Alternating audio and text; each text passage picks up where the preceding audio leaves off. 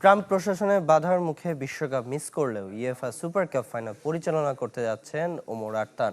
ইতিহাস গড়ার আগে মুখ খুলেছেন এই সোমালিয়ান রেফারি। কৃতজ্ঞতা জানিয়েছেন দুঃসময়ে পাশে দাঁড়ানো মানুষগুলোর প্রতি। দেশের প্রথম প্রিমিয়াম হেলথ এডিশন এসি, সাথে লক্ষ টাকার পুরস্কার। টিসিএল। বিশ্বকাপের রেফারি হিসেবে পা রেখেছিলেন মার্কিন মুল্লুকে, কিন্তু সন্দেহভাজন সন্ত্রাসী সংগঠনের সাথে সম্পৃক্ততার অজুহাতে মায়ামি থেকে তাকে ফিরিয়ে দেয় ট্রাম্প প্রশাসন। ফিফার এলিট রেফারিকে এভাবে অপমান অপদস্থ করায় বিশ্বজুড়ে ওঠে সমালোচনার ঝড়। 2 মাসের ব্যবধানে সেই ওমর আরতানের কাঁধে উয়েফা সুপার কাপ ফাইনাল পরিচালনার দায়িত্ব।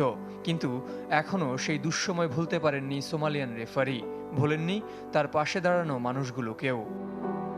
সময়টা আমার জন্য অনেক কঠিন ছিল।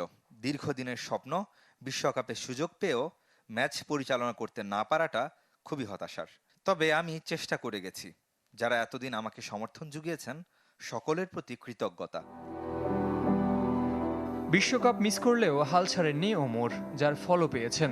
ইউরোপের বাইরে প্রথম রেফারি হিসেবে থাকছেন উয়েফা সুপার কাপের মঞ্চে। বিরল সম্মান পেয়ে আপ্লুত ওমর, বিশেষ করে সোমালিয়ানদের জন্য। নিজেকে অনেক ভাগ্যবান মনে হয়। এমন একটা জায়গায় জন্ম আর বেড়ে ওঠার পরেও কখনো হাল ছাড়িনি। আজ দেখুন, সে প্রতিবন্ধকতাগুলো আমার স্বপ্ন পূরণে বাধা হতে পারেনি।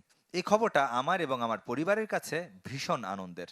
ইউরোপ ও অস্ট্রিয়ায় প্রচুর সোমালি মানুষ থাকেন।